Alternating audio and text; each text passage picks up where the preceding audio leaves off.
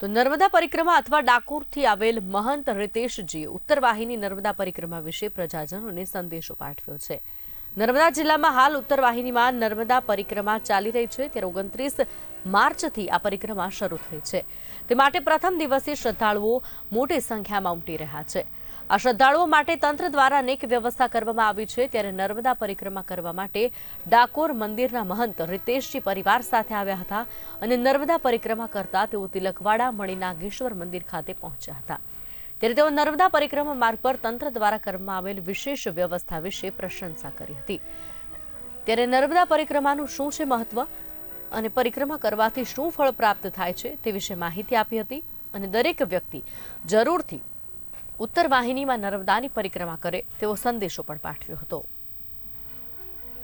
મેં ઘણા બધાના મોઢે સાંભળ્યું હતું કે આ નર્મદા પરિક્રમા ફરવાથી ખૂબ પુણ્ય મળે છે, તો મારા પત્નીએ મને બતાવ્યું કે આ રીતના છે।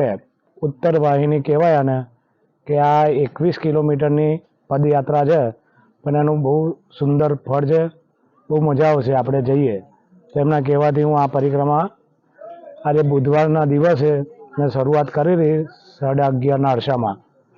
મને એવું લાગતું કે 21 કિલોમીટર એટલે બહુ કહેવાય, ચાલવામાં તકલીફ પડશે, પણ જે શરૂઆત કરી અને પતી ગઈ પરિક્રમા ત્યાં લગીને કોઈ થાકનો અહેસાસ થયો નથી।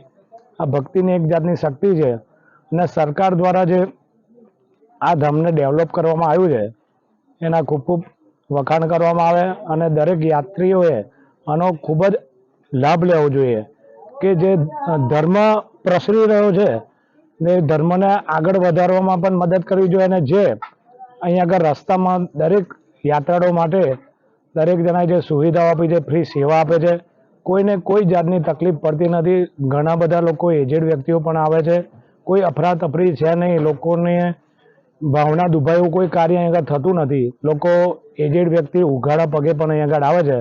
તો આ યાત્રા કરી મને ખૂબ ખૂબ આનંદ થયો।